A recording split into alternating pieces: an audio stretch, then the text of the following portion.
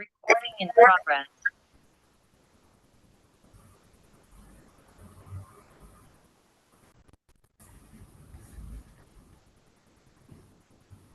Hi everyone, I'm just letting people into the room, so we'll get started in a minute or two.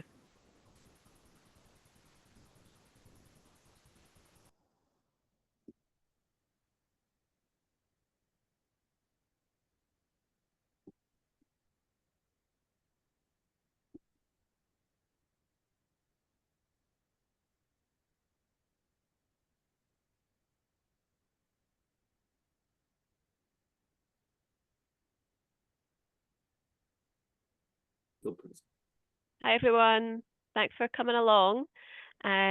Just letting some people in, and then we'll get started. Yeah, we've got speakers are ready. So welcome everyone. My name is Tracy Donica for those who I haven't met before, and this is the second event of the Northeast Research and Applied Hub. So the aim of today's session is to try and bring research to life. So we've got some wonderful speakers from York St John University coming to talk to you guys about their research. So how the day will work, well, the hour that we've got together, is I'm going to just give an introduction to what the hub is, and then we'll have our talks from our speakers, and then I'll tell you about the future events that we have, and I'll be asking for any insights into what you guys would like in terms of maybe future hub events, future talks, or ways that we can work together.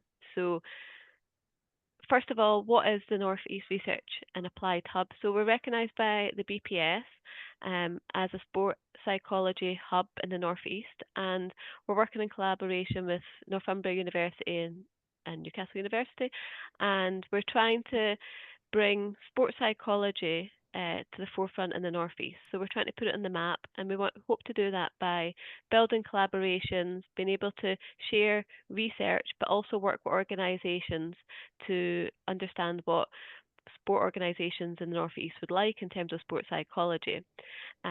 So we've got some new student representations this year, and that's Aaron. So Aaron's on the call, and Grace as well. So they're going to be helping set up some of the events and being the voice for the students on the MSc Sport and Exercise Psychology. So hopefully in the future you'll hear from them, and they'll be able to tell you about the things that we've got going on. So if you've got any queries about the hub, you can email this email address or my email address for any queries. So that's the hub.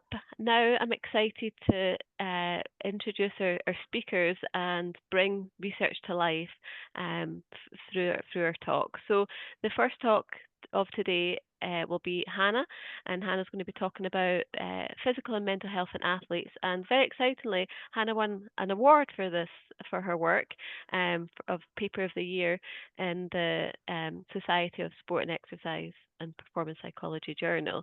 And Hannah's a PhD student along with the other guys at York St John University and part of the Motivation, Wellbeing and Performance group. So very excited to hear this talk. So I will stop sharing and I'll pass over to Hannah so she can share her screen. Thank you, Tracy. So gonna see whether this works. I don't work with Zoom super often, but I hope everyone can see that. Fab. Cool. Awesome. And then, oh, here we go. Okay, so yeah, as Tracy just said, my research is generally interested in the physical, mental health consequences of burnout. So I'll talk a bit about my research, and then at the end, I'll also kind of go into the kind of practical implications of this. So what does it mean for applied work specifically? What do we do about the kind of findings from that? So just to start everyone off with, what even is burnout? So generally, burnout is currently considered as this occupational phenomenon by the World Health Organization. So it's thought to be relevant to health, but it's not necessarily a medical condition in itself. But it is context dependent, so we kind of define it slightly differently in each context. And in sport, we think it's this kind of multidimensional syndrome that's defined by 3 symptoms, and those 3 symptoms are emotional and physical exhaustion, a sport devaluation, and a reduced sense of accomplishment. So generally, I think we can kind of agree that these symptoms would already be a concern to athletes' mental health and sort of their well-being, but we do also have reason to believe that it has further health consequences. And that's because there are several stress-based models that suggest this is the case. So these models generally kind of assume that burnout develops because of stress, because of chronic stress, and stress is thought to be caused during this cognitive appraisal process. So the athlete is kind of evaluating the resources that they have. This could be social support or the kind of coping tendencies against the demands of a situation. So these demands could be kind of high pressure performance situations. And if they think these are not matched, then they will experience stress. And stress on an acute basis isn't necessarily a bad thing. It could be quite facilitative to performance, but it's really once we get into this chronic stress state when athletes are chronically under pressure and stress that burnout develops. And according to Smith's cognitive affective model, burnout then develops with psychological responses such as sleep issues and illness susceptibility, as well as some physiological responses. And these physiological responses are also called an allostatic overload. That's essentially defined as this multi-system dysfunction in the hypothalamus pituitary adrenal axis, the immune system, anabolic activity, and the cardiovascular system. But that's just theory. So in theory, we have reason to believe that burnout would affect both mental and physical health. When we started this line of research, there was research out there, but it hadn't really been systematically summarized at that point. So really, we wanted to kind of start with that to see what evidence was out there for this relationship. So with our first study, we kind of looked at a systematic review with some multi-level meta-analyses. We had around 54 studies in this, just under 14,000 athletes. And generally, the results, both in the systematic review and in the meta-analyses, showed that burnout was associated with negative mental health variables, such as depression and insomnia, and a decrease in positive mental health variables, such as satisfaction. The story around physical health was a lot more mixed. So for one, not as much research out there, especially thinking about physiological indices, but we did find an association between burnout and an increase in physical symptoms. So generally, associations are great, especially when they're coming from such a bulk of research, but they don't really tell us anything about the temporal relationship. So in theory, burnout could be just associated with these health outcomes instead of actually preceding them temporally. So to figure out how burnout and these health variables develop over time, we need longitudinal designs. So with our next study, we kind of looked at whether burnout can actually predict health over time. So here we had a 3-wave design with 267 athletes who completed at least 2 waves. And we generally looked at the same health variables as that came out of the systematic review. So depression, sleep disruption, life satisfaction, physical symptoms, and illness. And generally, we analyzed the data with a random intercept cross-select panel model. So in short, that model allows us to differentiate between associations and predictions over time.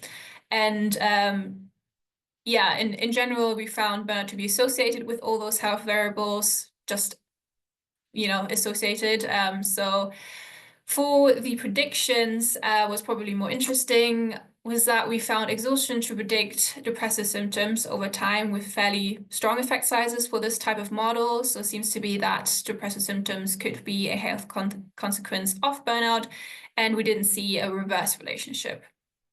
When we turned to sleep, though, that was, the opposite. Sleep disruptions predicted devaluation over time, so it seemed to be that sleep was more of a risk factor for burnout.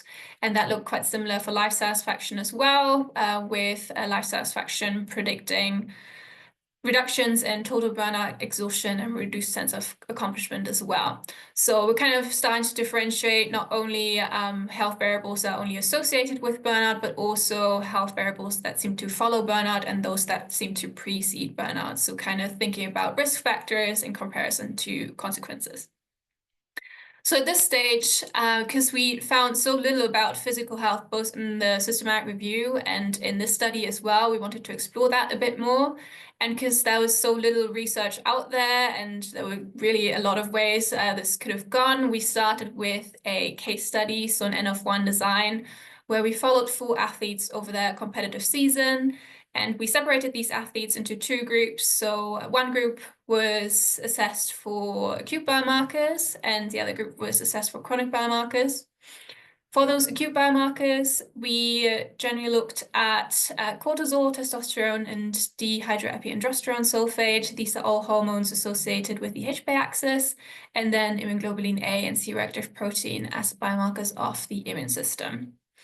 Then for the chronic biomarkers, we looked at cortisol again, this time from hair, because it's a lot more stable over time, so it's slightly different than cortisol from saliva, as we did with the acute biomarkers. So again, we looked at the HbA axis with that. Then we also looked at glycated hemoglobin and blood lipids, because these generally kind of reflect how well the metabolism is going. Glycated hemoglobin, for context, reflects the long-term blood glucose concentration, so it just kind of reflects the glucose metabolism quite well. And then, because there'd been some studies in work psychology that looked at epigenetic mechanisms, we also looked at some DNA methylation. So DNA methylation just generally reflects to what extent a gene is being active, so whether it's actually being actively expressed in the body. And here we looked at genes that are important to the nervous system, because those have previously shown up in relation to job burnout. We analyzed this data with dynamic regression models for the acute biomarkers and visual analyses for the chronic biomarkers. And generally, what we found here was that reduced sense of accomplishment predicted reductions in testosterone, and then that devaluation developed simultaneously with reductions in DHAS and IgA. So generally, the acute biomarkers showed associations between the HbA axis and the immune system, and some predictions as well. And then for the chronic biomarkers, we found some evidence that total burnout developed together with, or simultaneously with HbA1c, so that's glycated hemoglobin, so it's that glucose concentration in blood, because these shapes just generally looked fairly similar and they kind of increased around the same time. So that seemed to be something that could be related. For hair cortisol, this looked similar. So again, we have kind of the HPA axis involved here, and then with glycated hemoglobin, also the metabolism. Then for the epigenetic mechanisms, we also found some evidence in one of the participants, participant C2 here, that devaluation and SLC6A4 methylation developed simultaneously to each other. SLC6A4 is a gene that codes for the human serotonin transporter, so it's quite important to emotional regulation. So potentially the nervous system involved. And then we also found some evidence for exhaustion and BDNF methylation to have a kind of similar relationship, where BDNF codes for brain-derived neurotrophic factor. That's quite important to neuronal survival, so generally just learning, cognitive function, that sort of thing. And these have both been associated with depression as well, so that was quite interesting coming out since we'd had those other results in the previous study with burnout and depression as well. So overall, this study just kind of showed it that there seemed to be some physiological effects of burnout, either developing simultaneously or predicting some changes in biomarkers. And obviously, this is a case study, so we can't really generalize these findings, but they helped us with figuring out what biomarkers might be useful to take forward into group studies. So our next study then looked at whether these changes in biomarkers that we're seeing could actually help us explain this link between burnout and health, so whether burnout can predict health via those changes in biomarkers. So here we had a 3-wave design again, so back to group studies with 64 participants, and we generally looked at the same health variables as previously. So depression came out as a health consequence, so we looked at that again. Then for sleep and physical symptoms, even though they didn't come out as strongly in the previous studies, we had some marginal effects with these in the second study, which is why we included them here again, just to see whether something else might come out in a separate sample. And then for the biomarkers, we used the same ones as from the acute biomarkers to see whether they could mediate in any way. So we analyzed this data with multi-level mediation models. So these, again, kind of separate associations from predictions over time. So I'm just going to show you the prediction results because we're mostly interested in those changes over time. And here what we found was that burnout predicted depressive symptoms over time again, and we also had some direct effects of burnout predicting changes in biomarkers and some of those biomarkers predicting changes in depressive symptoms. Interestingly, even though it looks like there might be a mediation here, there were no indirect effects here, so entirely direct effects for burnout predicting biomarkers and depressive symptoms. Then for insomnia symptoms, we didn't have that direct link between burnout and insomnia, but again, we had burnout and those biomarkers, and this time we did actually have an indirect effect of burnout predicting insomnia symptoms via IGA. So interestingly, when we don't have that direct effect between burnout and insomnia, we do actually see an indirect effect. For sleep disruptions, even though similarly a sleep measure came out slightly differently than insomnia symptoms, it generally looked kind of similar to depressive symptoms in that burnout had direct effects on sleep disruptions and biomarkers, but we didn't find any indirect effects here. And then for physical symptoms, we had no direct effect of burnout predicting physical symptoms, and also those biomarkers that were predicted by burnout didn't have any predictions onto physical symptoms. Interestingly, there was an indirect effect here of burnout predicting C-reactive protein and then C-reactive protein predicting physical symptoms. So as in the indirect effect, those direct effects didn't actually show up, which is interesting, might be worth exploring further. But overall, really, this study mostly showed direct effects between burnout and the health variables that we looked at as outcomes. And yeah, direct effects onto the biomarkers as well, but really very little indirect effects. So it seems to be that mostly burnout works through these direct effects and not really as much through the indirect effects. So coming back to the model I showed you in the beginning, we can refine some aspects here. So for one, it seems to be that health can also be a resource during the cognitive appraisal process, such as sleep and life satisfaction. They can actually contribute to, well, either the risk or as a protective factor for the cognitive appraisal process. Then we did find psychological responses such as depression to come out as consequences of burnout, and we also found some evidence for some physiological biomarkers of allostatic overload, so predominantly the HPA axis, the immune system, some evidence for the metabolism and the nervous system as well, but probably would want to explore that a bit further in the future. And very little evidence for those indirect links between the physiological effects and the psychological effects as well. So again, might be other pathways that could exist here, and that might be worth exploring further in the future, but so far mostly be but direct effects between burnout and health. So coming to kind of the applied implications, I would say. For one, looking at that cognitive appraisal process and kind of thinking about having depression as this health consequence of burnout, there seems to be a clear need for prevention and intervention of burnout in sport. So I didn't say this in the beginning, but there's also evidence that burnout seems to be increasing in athletes in terms of just these average levels having increased over the past 2 decades. So seeing that now burnout also seems to be a consequent predictor of depression, then we really should be intervening. And just based on what we've seen in kind of work psychology, where job burnout has been a big thing that has been researched, a combination of personal and organizational level interventions might be working best. So we're thinking both about the kind of environment we're creating in sport, as well as what we could do for individual athletes to increase their resources. And thinking about those resources and this kind of cognitive appraisal process I was talking about, we might want to make sure that athletes are sleeping well, so they get good sleep, and also that they're satisfied with their life. And what we've found in previous research is that mindfulness-based interventions seem to target life satisfaction, so it increases life satisfaction. And in separate research, mindfulness-based interventions have also been shown to be quite effective for reducing burnout levels, both in populations outside of sport and in athletes as well. So it might be the case that these sort of interventions work quite well for burnout. So if there are athletes who are experiencing burnout symptoms, it might be a good idea to integrate these mindfulness-based interventions.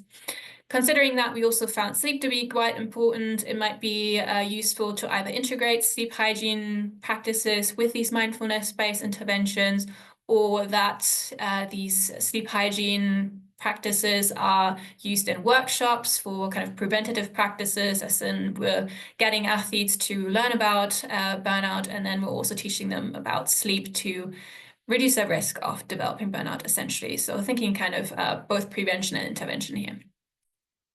And then obviously, if we're thinking about those strategies, how to put them in place, we ideally want to recognize burnout early before it happens, before it can develop into those depressive symptoms. So really what we ideally want to see in practice is an education of coaches, wellbeing officers, and athletes.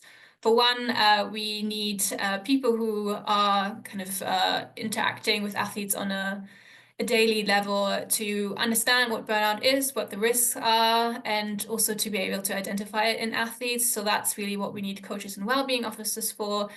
Wellbeing officers could also run those kind of workshops around stress management and the risk around burnout, how to reduce that risk and help athletes regulate that. And even athletes could be trained in recognizing burnout symptoms in themselves and in their teammates as well. When we're thinking about team sports, that could be quite important. So ideally for early recognition, we'd have regular monitoring. So this could just look like doing questionnaires pre-season, maybe mid-season and post-season to see kind of how the athletes are doing, intervene where the burnout levels are getting kind of high or seeming to increase. And potentially, I think this is more of a future idea, use some forecasting models. When we're having this kind of longitudinal data, ideally we could identify athletes pre-season who are at risk, considering the kind of data we have via data modeling to see recognize these risk cases early and then intervene at a really early point before any kind of health implications develop. All right, that is me. So not sure whether we're taking questions now or at the end, but happy to answer any questions. Fab. Has anyone got questions for Hannah? Hi, Hannah. I'm just wondering the level of athletes that you studied. What sort of level were that, or age range, or were they adults or were they? They were all adults, so I think they're quite young. So a lot of our sample came from BUCS athletes, so university athletes. They're all, I think, on average, they're about 20, 19 years old, so fairly young. The level ranged quite a lot. So for the big studies, I think the kind of bulk was regional level. Then we had some national, international athletes in there, but not as many. But generally, we expect there to be burnout symptoms at every level anyway, because burnout is associated with dropout from sport. So those who kind of can't deal with burnout and kind of drop out, if that makes sense. So even at a higher level, those athletes who've already made it to a higher level probably already have gone through kind of some risk, if that makes sense. Okay. So, but yeah, generally quite young and different kind of levels. I think our case study was probably the highest level that we had, because them mostly were international and national level. Okay. Thank you.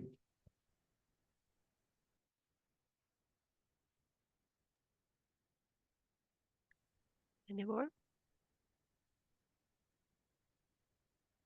So my question, you mentioned about target and life satisfaction. How could coaches or sports psychologists do that? Yes, I've said those mindfulness interventions seem to improve life satisfaction, but it's also quite likely that general life aspects like social support improve life satisfaction. So I think there are a lot of interventions that could do that potentially, kind of thinking about, self-determination interventions. They generally target the environment as well. So if you're happy in your environment, you're probably also more satisfied with your life. But we don't quite have the evidence for that yet. That's why I'm kind of sticking to suggesting mindfulness so far, because that's kind of what supports the evidence base best so far. But I think we just don't have a lot on interventions in burnout and sport yet.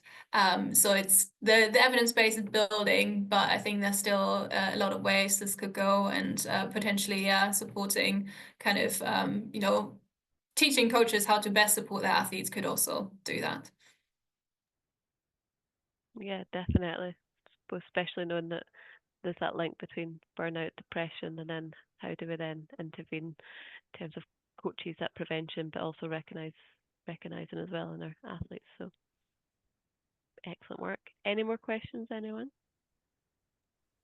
Just one from me. Hannah, thank you so much for presenting that. That's really, really interesting. I just wanted to know, since your research, have you had many conversations with coaches, about their viewpoints on burnout? Obviously, the research was very much surrounded around athletes and their experiences of it.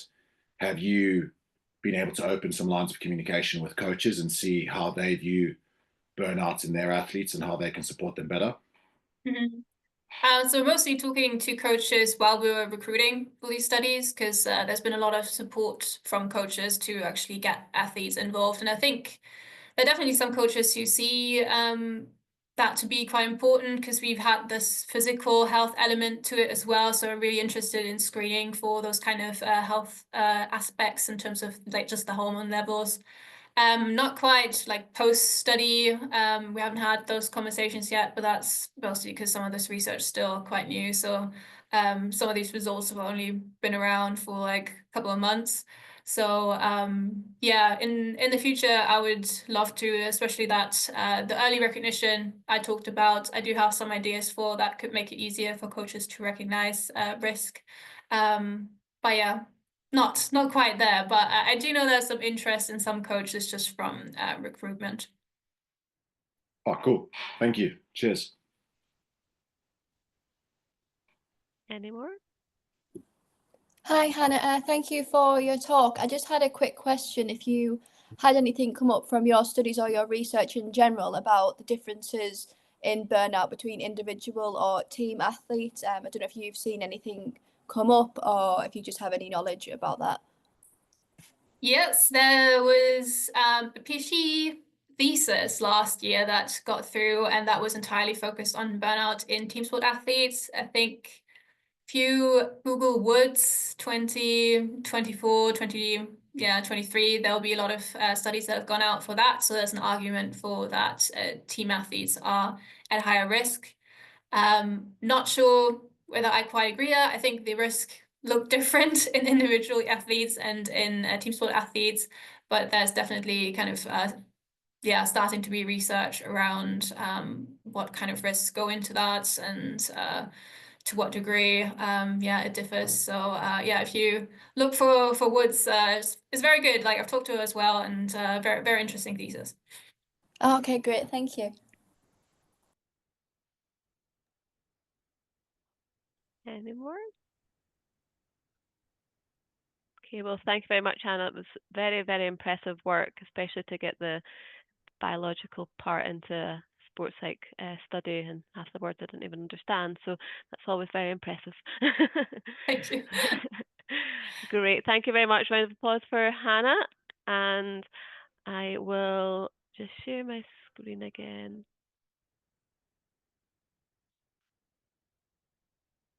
So I can introduce our next speaker. So we've got Kim speaking on perfectionism and performance in international masters players, and this is an exploratory prospective study. So Kim's also a PhD candidate and a member of MPAW, and currently doing a PhD on the effects of perfectionism on performance in sport. Kim holds the MSc in performance psychology, same as me, and has a dual undergraduate degree from South Korea, and has worked as an assistant researcher as well. So looking forward to hearing your talk, and I will stop sharing and pass over to you.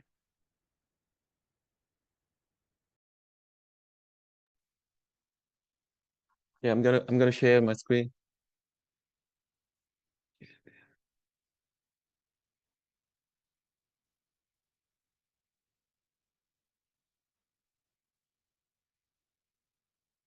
Everyone can see that? Yeah, brilliant. Yeah. Okay, I mean, first of all, thank you to Tracy to giving me this opportunity to talk about one of my PhD project. And Tracy said I'm Hyunshik Kim, but you can call me Tim. And then I'm PhD student at Yoksan Jeon University. And I mean, my interest is lying in like the relationship between perfectionism and performance in sports. And today I'm going to talk about the relationship, I mean, the between the perfectionism and performance.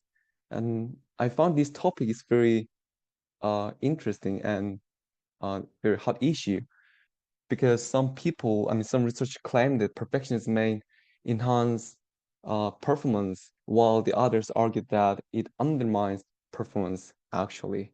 So today we'll explore what the literature said and what remains unknown about this relationship.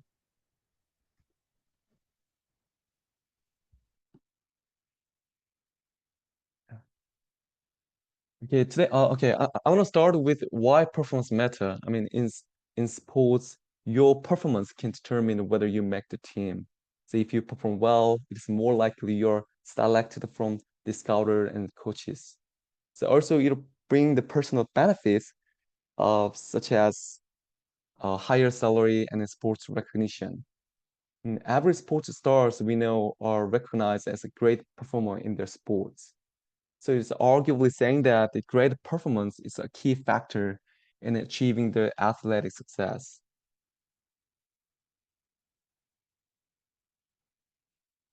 However, as you know, the reaching this level of success is difficult because it's too competitive. So I went onto the internet, the Wikipedia, and came across the world record progression in sprint. So you can see that on the left, as time has gone on, the people have become faster. So I don't know how much mean time has changed, but based on this, assume that modern athletes face more pressure to push their maximum to uh, their ability to the maximum in order to win. Another consideration is the increasing the participation in sports. On the right data, across all age group, more people have involved in sports in 2012 compared to 2010 and 11. Although this data is outdated, but it suggests that the athletes may have more competitors, which heightened the pressure for the selection. So for these reasons, it's understandable that athletes wish to perform without any flaw in order to win. In psychology, we consider the desire as perfectionism. So what do you mean by perfectionism? The most widely used definition of perfectionism is perhaps the Rand Frost definition. He argued perfectionism is a multidimensional personality characterized by a combination of excessively high standard and overly critical evaluation of a behavior. So to measure the individual perfectionism, we typically use a self-report questionnaire, which is simply asking them to indicate the extent to which they agree with the statement in the questionnaire. In addition to the first model, another widely used model is the one proposed by Hewitt and Flatt. The point is here, no matter what model we used, we get two sets of the subscales from the different model. The first one is called perfectionistic striving, PS in short, and the other is considered as perfectionist concern. We call that PC in the short. And they map really nicely to first definition I provided earlier.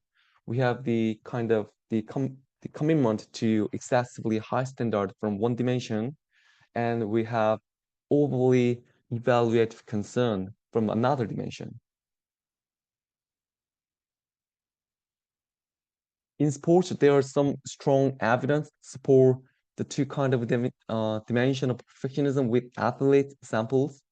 A recent study found that on the one hand, the personal standard, like striving for perfection and self-oriented performance perfectionism, are more related to the PS aspects of the perfectionism. On the other hand, concern of a mistake, doubt over the action, and socially prescribed performance perfectionism are more associated with the PC aspects of the perfectionism. So these two kind of dimensions are what we are using when measuring the perfectionism in sports. So how do these two aspects of perfectionism impact the performance? Regarding that question, several studies has been conducted, but they showed a mixed finding. However, one meta-analytic review provided a really good summary of this relationship in sports. A meta-analysis is a great tool to combine and analyze results from the multiple studies and provide more precise estimates of the observed effect. So according to the review, we found the evidence that PS is positively related to performance, and while PC is unrelated. So based on this, researchers concluded that the PS may offer the performance benefits to athletes, but PC does not. However, one of the key issues we still wrestle with in this topic is whether perfectionism and performance relationship is ecologically validated. In a real sport, the pressures and emotion tend to be more intense than in a laboratory setting. This is because the real sports setting, they heighten the athlete's efforts to meet both personal and external expectations. So it is reasonable to assume that athletes are more likely to struggle with the stressor during the real competition compared to the lab-based setting. So a good example of this is a basketball shooting task. I mean, the study. The Goff and colleagues conducted a very interesting study, and they manipulated the pressure level by comparing the free throw shooting in the lab-based task versus a real game. In their research,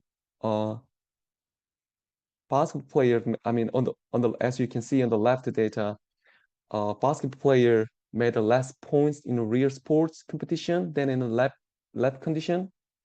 And on the right picture, I mean, on the right data, as you can see, psychological variables such as a fear of failure, of anxiety, did not affect their performance in the lab setting. However, in the real competition, it changed. I mean, especially fear of failure negatively affected their performance. So what do they tell us? It suggests that lab setting may not evoke or activate the emotion in the same way as the real competitions do. So I think it's an important consideration because the laboratory may not fully capture the anxiety and worries and that perfectionists experienced in the real sports setting. So as a result, the perfectionists, I think, that might appear to perform better in the lab setting than would actually in a real competition. So in terms of a basketball task, there are only two studies in the perfectionism literature.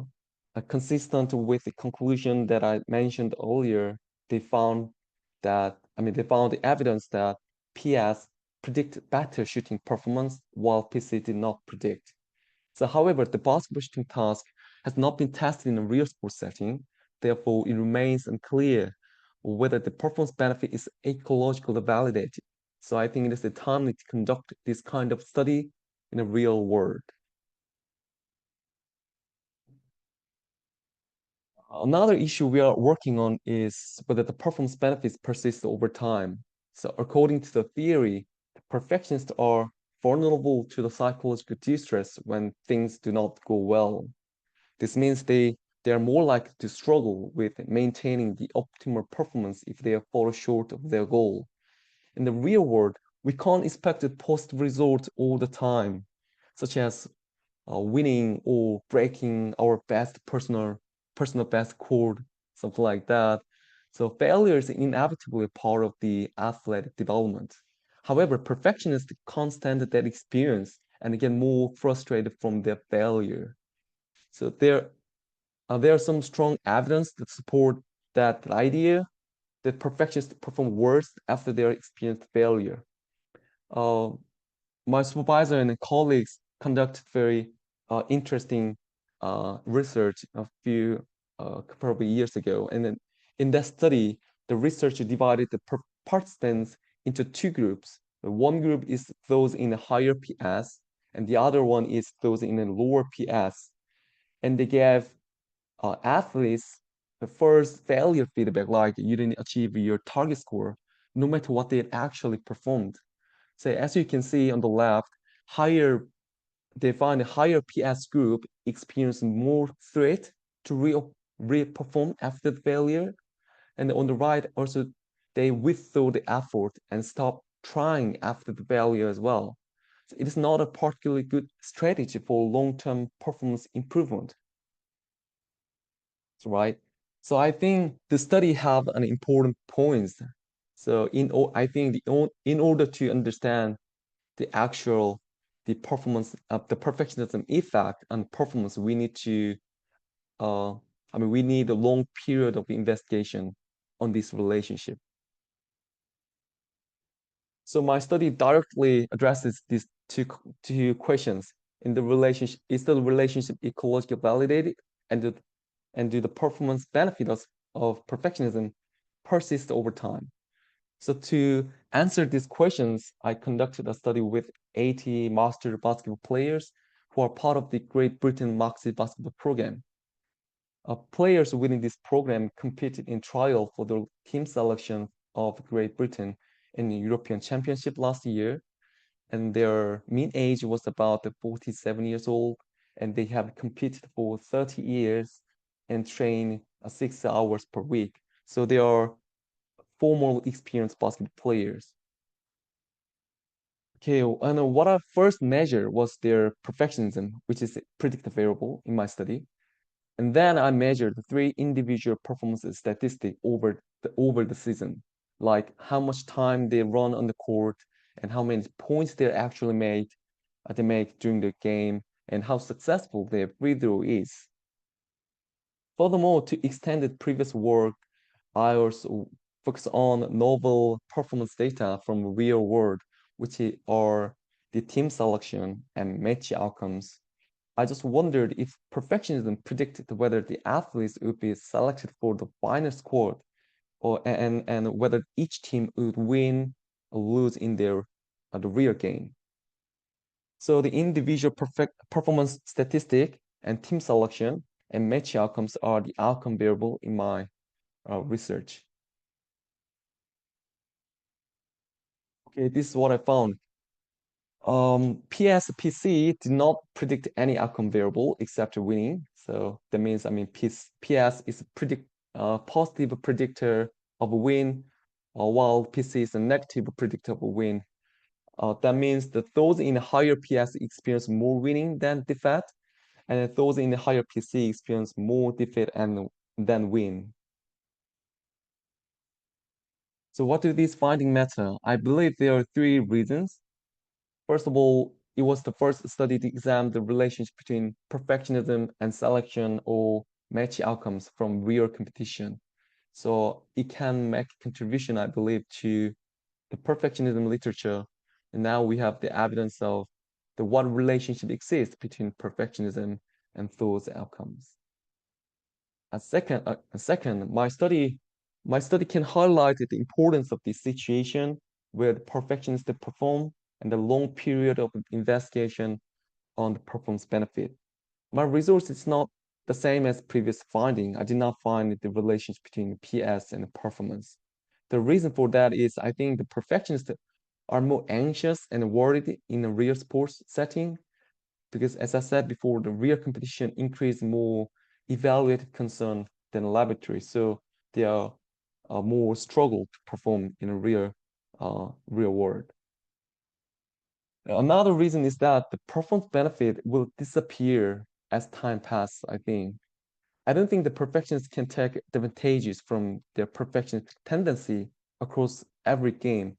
Once they experience dissatisfaction from their performance, as I said before, they can't produce better performance because they suffer from the dissatisfaction too much. Last but not least, it may provide coaches and practitioners with a guideline on how to teach athletes about perfectionism. There might be some still, I mean, there might be still some people who believe the perfectionism can have performance enhancing effect. However, based on my result, this may not be the case in a real competition. So they can teach them like perfectionism is not the ideal characteristic for the sustained higher performance in sports. Of course, my study is not without the limitation. First of all, this finding cannot be generalizable to other sample. This is an exploratory study, and every sport require specific skill, so it can produce different result if you go for the different sports. Also, my study, I think, can be underpowered.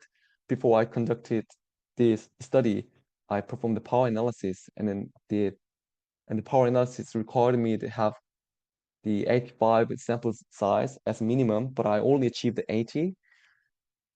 I lost some data because some people didn't provide their name on the questionnaire, so I couldn't match their performance data. So the larger sample size will provide a stronger estimate of this effect size and the relationship. Regarding the visual work, the researchers should investigate the association at the team level if their sample involved in team sports. For example, it could be interesting whether individual perfectionism level within the same team would predict team performance. Actually, I would analyze that, but I couldn't do that because I have very small sample size. So taking this approach would be a valuable direction for the future study. Okay, this is all I want to say, and thank you for the listening. Thank you. Thank you very much for that. Very interesting and well needed study, especially for the relationship between performance and over time. So good work with that. Opening the Thank floor you. for questions.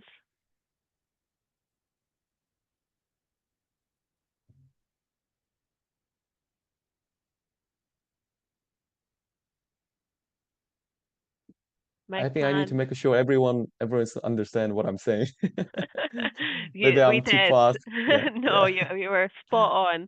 I guess Yeah. my question is what's next then in terms of taking this your next study, so your next studies you're Yeah. doing. Yeah, actually, I mean, the study I'm talking about today is actually the study 2, one of my project. And yeah, and my study theory is actually I'm looking for the mediation analysis, I mean, mediational stage, like what why the perfectionism has a relationship with performance. So I'm looking for the stress appraisers. I believe that the PS and PC have a different stress process. I mean, PS is more likely the challenge appraisers. So I think the challenge appraisers explain the relation between perfectionism and performance. But I'm still collecting the data. It's quite hard to collect the data. So yeah, and then my study 4, I'm sort of, how to say, I'm interested in what there are difference between the effects of perfectionism and that of the excellencism, because in the literature nowadays the excellencism have kind of the healthy pursuit of the excellence type, I mean, psychological factor, but there's a kind of mix and unclear explanation what differences between that.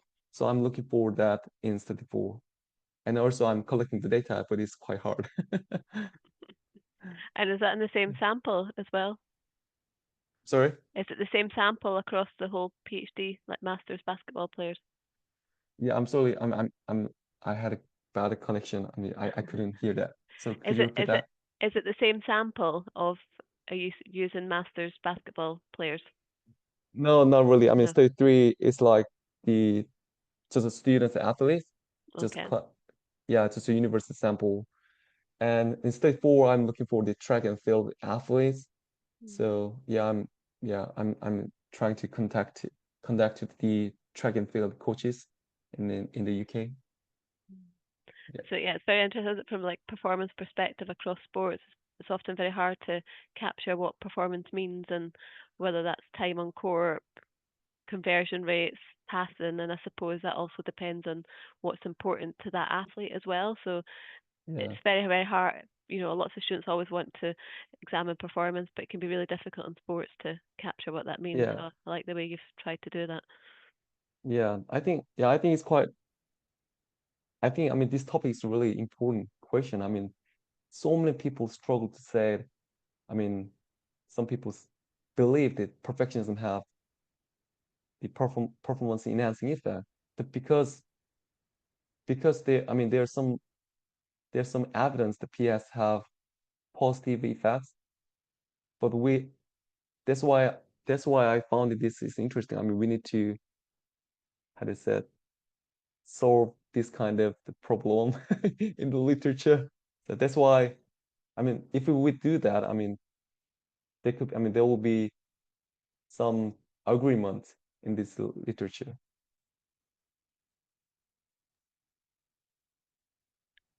Any more questions? Mia?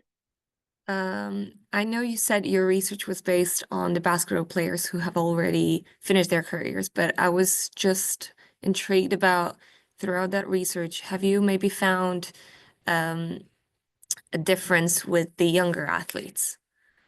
Like difference in Yeah. performance, how are they affected in comparison to the older ones?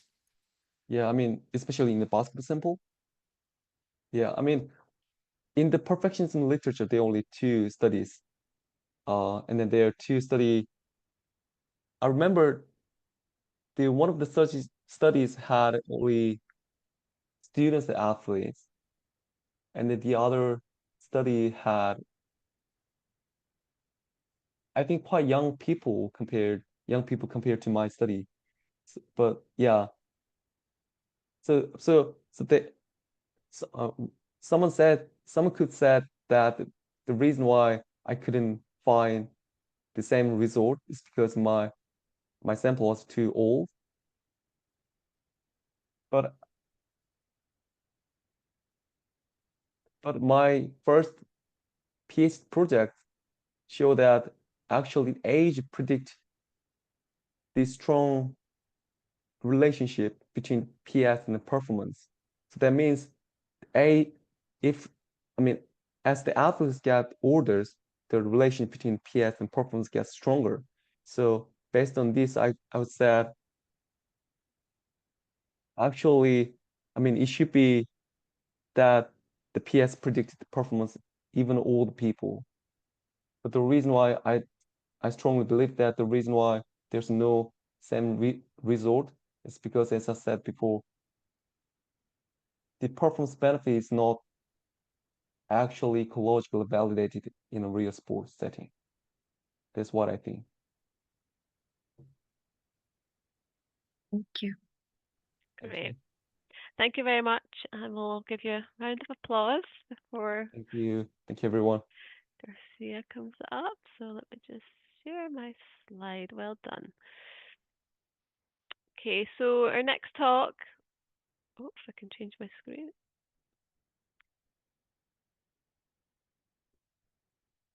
Doing something funny. Oh, got too eager there. So our next talk is Garcia, who's going to be talking about parkrun participation, impact, and perceived social inclusion among runners, walkers, volunteers with mental health conditions. So Garcia is a research fellow at York St John University. She was awarded a PhD in exercise sciences in 2012 and also spent time visiting research at King's College. So looking forward to hearing your talk. So I will stop sharing and allow you to share. Okay, thank you, Tracy. Let me just get this up.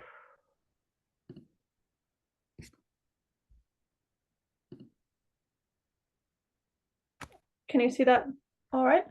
Yep, brilliant. Perfect. Thank you for having me this morning.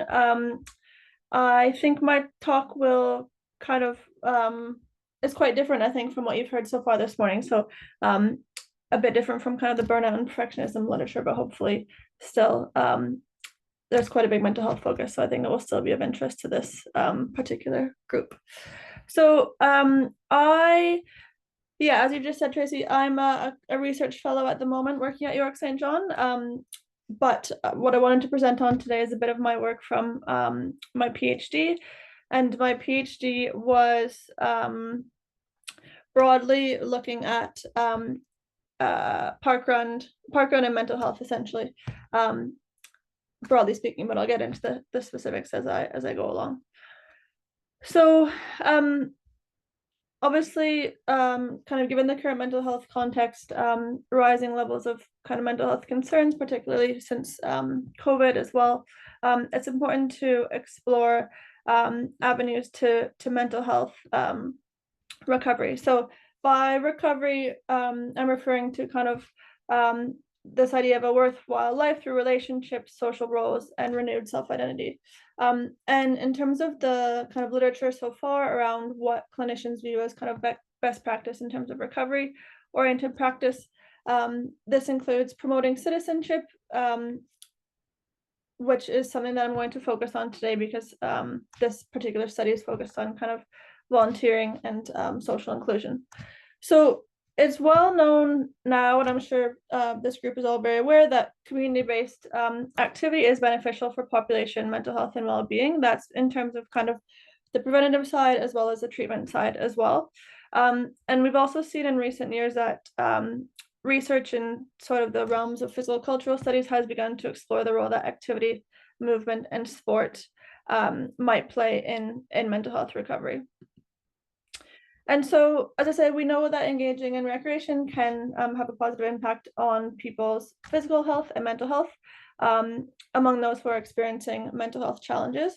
But to date, the impact of engaging in other aspects of recreation, so things like volunteering, remain pretty unexplored in this population. So volunteering is known to have kind of a wide range of health and well-being benefits among the general population. And so we thought that it'd be kind of important and interesting to look at the impact of recreational based volunteering for those with mental health conditions. And it's also important to say that this kind of combined aspect, so kind of a component of recreation alongside, so a component of movement alongside a volunteer component, this had yet to be explored at the time, kind of looking at them together for health and well-being benefits among those with mental health conditions. So again, I'm sure I don't have to go into much of an explanation about what parkrun is to this group, but essentially parkrun is a series of kind of 5-kilometer runs every Saturday morning across the world. There's more than 1,000 in the UK at the moment, and that's kind of growing every year. And parkrun has, in their mission statement, they kind of highlight their desire to create a happier and healthier planet, so kind of focusing on the mental health aspect from the outset. And we also know that parkrun might appeal to those who have experienced mental health challenges because in previous research of theirs, they found that anxiety and depression were the second and third most common long-term conditions experienced by participants. And they've also found in previous research by the organization itself that participation in parkrun can positively impact people's well-being. That's for those who have reported mental health conditions and for those who those without. So in 2018, there was sort of this explicit link that was created between parkrun and mental health because parkrun started to host parkruns on the grounds of mental health trusts in the UK. And so the focus of my PhD kind of more broadly was on the Bethlem Royal Hospital. So this is a hospital in southeast London with a very wide range of kind of inpatient, outpatient, community-based mental health services. But this was the first parkrun to host, this was the first hospital to host a parkrun on its grounds. And since then, there's been a few others that have followed. The hospital is located in quite a large kind of plot of land. So this is an image on the bottom right of the fields kind of behind the hospital where the run takes place. So this was kind of the impetus excuse me, of my PhD. As I said, I was interested in kind of the relationship between parkrun and mental health at a broader level, but the reason and kind of the timing for all this was because parkrun was starting to host these runs on the grounds of mental health trusts in the UK. So I thought it might be useful just to give kind of an overview of my dissertation or my PhD as a whole. As I said, kind of looking at the role that parkrun plays in mental health recovery, and then specifically focusing on the experiences of those involved in that particular parkrun at that particular mental health trust. But today I'm going to be focusing on one specific study, which was my second study. And yeah, I'm happy to answer questions at the end about kind of other aspects and other studies within the PhD, but I'll be focusing on that one for now. So the objective of that study, which was my second PhD study, was to look at the differences between the impacts of parkrun participation and perceived social inclusion between active participants and active participants who also volunteer. So we did this through a secondary data analysis of parkrun's health and well-being survey.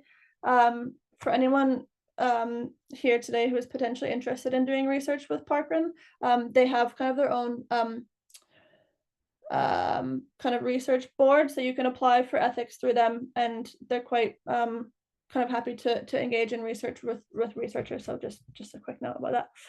But essentially this was secondary data analysis based on that survey, which had a broad range of questions around kind of participation and health and well-being. There was one specific question that asked if your day-to-day activities limited because of a health condition or disability which has lasted or is expected to last at least 12 months. And so for those who had answered yes, limited a little, or yes, limited a lot, specifically in relation to a mental health condition, that was a sample that we ended up kind of using and going forward with for this specific study. So in the end, we had 1,661 participants with kind of a range of mental health conditions.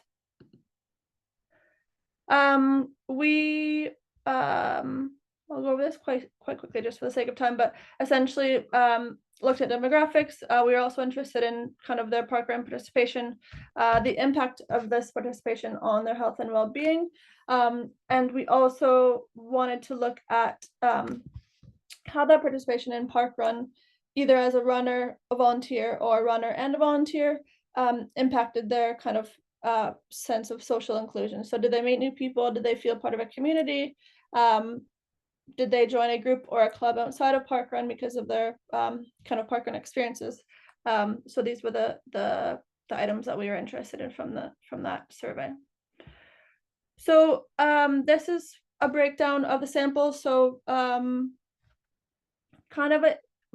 most people were either runners or walkers exclusively. So that meant when they went to parkrun, they would either run or walk, and that was it. Then 645 people were either runners or walkers who also volunteered. So kind of that combined aspect. And then there were 39 people who just volunteered. So the sample was 66% female, largely white. And as I said before, kind of consistent with previous parkrun research, anxiety and depression were the most prevalent conditions. People were registered for an average of 3 years, ran kind of once a month on average, so 12 runs a year. And people who had volunteered around 7 times a year, so a bit less than once a month. So we found significant differences on some of the demographic and health related variables. So people who ran and also volunteered were significantly older than people who just ran or walked. Volunteers were also less frequently in full-time employment or studying. And compared to the other two groups, so volunteers only or volunteers exclusively had a higher number of physical health conditions, and there was a higher frequency of PTSD among volunteers. And we also found that volunteers reported that their condition, their mental health condition, limited them a lot, which was more often compared to the other two groups again. So those who just ran or walked, and those who ran or walked and volunteered. And volunteers also reported worse subjective health status compared to the other two groups. So at this point, we removed people who were volunteers only from the subsequent analysis due to their small numbers. So as I said before, there was only 39 volunteers.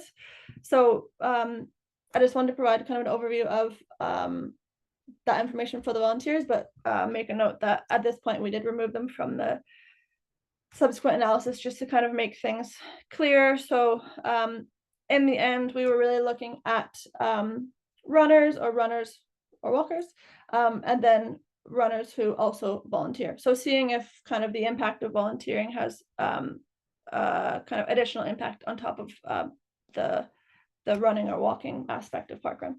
So as you can see kind of across the board here, so the light blue is just runners and the dark blue is runners who volunteer. So we can see that things like how much time people spent outdoors, how well they felt they were managing their condition, how kind of their fitness was changing or improving, their mental health, their physical health, and their confidence. Across the board, we can see that those who run and volunteer reported higher scores on all of these sort of measures. And then looking at the kind of social inclusion aspect. So as I said, we also asked about in terms of relationships, what opportunities has parkrun opened up for you? And again, across the board, we can see that those who run and volunteer report meeting new people more frequently, feeling part of a community. They report that more often. And interestingly, people also spoke about joining kind of a new club or group outside of parkrun itself. So possibly there's sort of either a community connection aspect or perhaps also kind of a confidence building aspect. So feeling like they enjoyed the experience of running and volunteering at parkrun, and that gave them the confidence to then go out and join a different activity or group in the community. Also on the graph on the right hand side, we asked people, who do you usually interact with at parkrun? So this was kind of people, they could choose a range of individuals, so kind of like friends, family, people who they knew from work, things like that, compared to unknown others, so people that they were just meeting for the first time. And again, we see that people who run and volunteer interact with a lot more people at parkrun events. That's both known and unknown others. So as I say, across the board, we see that kind of on all the measures that we looked at, people who run and volunteer reported kind of better benefits and outcomes. So taken together, the findings from this study extend what we already know about activity, engagement, health, and well-being for those with mental health conditions. And they also suggest that perhaps adding a volunteering component to one's activity engagement may add additional health, well-being, and social inclusion benefits. We did see that there were differences in some of these benefits in terms of looking at the group separately, and runners and volunteers interacted with significantly more individuals, as I kind of alluded to in the last slide. We also found that it's possible that both the physical engagement and the volunteer aspect of recreation may play a role in recovery. And so there are kind of clinical implications to this in terms of clinicians or doctors or people working in mental health. Obviously now it's quite well known that physical activity is beneficial for mental health, but maybe we can start to change the conversation a little bit as well. And instead of just bringing up kind of incorporating activity into service users' lives, we can also talk about opportunities around perhaps activity and also volunteering, or kind of volunteering as a gateway into activity. Which leads to the next point, that volunteering can also provide an opportunity for kind of community engagement for those who are unable to run for whatever reason. But we do need to do kind of further research around understanding the roles and the experiences of running and volunteering. So further research is really warranted to examine the longitudinal nature of these associations between volunteering and social health and well-being impacts. And as I said, these findings do kind of have clinical implications. So at the moment, there is a really growing momentum in mental health services to sort of encourage volunteering. So future research might also look to see whether recreation or leisure-based volunteering, such as parkrun, compared to other forms of volunteering, might have different impacts on mental health recovery. And I think, as I said, Bethlehem Royal Hospital was the first hospital to have a parkrun on their grounds, but this is kind of growing, and there's a few at the moment. So the emergence of having these parkruns on the grounds of mental health trusts is a really unique opportunity that trusts can use to maybe look at incorporating parkrun volunteering into kind of more established volunteering schemes that they might already have at their trusts. And as I say, these findings might also support clinicians to endorse volunteering in the same way that they might refer to physical activity. And so I think I will stop there because I believe we're running out of time. And I'll just leave this here at the end to say as well, if you're interested in these other the other work of my PhD, these are published papers that can be found. But yes, happy to take any questions. I know we don't have much time left, but I'm also happy to be contacted over email as well. So thank you. Great. Thank you very much. Yeah, very, very interesting. Has anyone got any questions? Got time for maybe one if anyone's got a question.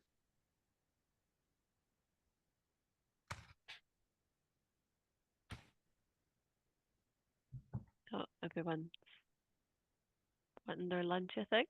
But very interesting. So essentially we should be encouraging people to take part in physical activity, but also volunteer to help. Yeah. That's very good to know just across the board, isn't it? In terms of promotion of maybe helping people if they're feeling isolated or different things like that, then you've got those two kind of folds to taking part in parkrun. It's really interesting. They also have the their own ethics because they've got a PhD student who's going to be using parkrun as their population. So that's good to know. Thanks very much. Yeah. Do reach out to them. As I said, they're quite happy to like have a chat about research and to support it. So definitely. Brilliant. Well, thank you very, very much. Very interesting study, and thanks for sharing. So I'm just conscious of time, and I'm just going to quickly share this last slide, or last two slides, just to let you know what we've got coming up. So we've got our Sports Psychology Conference in May, so it'll be online on 29th of May. Our lovely students who are on the call will be presenting at it, delivering workshops, and we've got a range of speakers who will be talking at that conference, so sign up. We've also got perfectionism workshops. So these are for students but also athletes. So if you're part of a team and you would like your athletes to take part in an intervention around perfectionism, so stuff that Kim was talking about, then I have peer leaders who can come out and deliver that to your athletes. So anyone who wants to know more about that, you can sign up with the QR code or drop me an email. And then also just for their next events, it would be great to know if you've got any ideas or anything you'd like us to put on for our events. Please drop me an email, please put in the chat, just give us any insights into what you'd like from the hub. So we want to really create a community within the Northeast for sports psychology and partner with organisations and put on events. So it would be great to hear any ideas that you have, but I know that we're out of time. So if you want to drop me an email, put in the chat, that would be fantastic. And just thank you all for attending. We really appreciate taking your time to come out, and very grateful to the speakers as well. Super interesting to see lovely lines of work, and I hope the master's students who are on the call can also see maybe what goes into a PhD and what fascinating research can come out of that. So thanks very much for presenting, everyone. And if you've got any questions for me, feel free to come on to the mic or put in the chat. But thank you very much, everyone, for attending, and look forward to seeing you soon at our next event. And if you've got any ideas, please drop me an email. Thank you, everyone.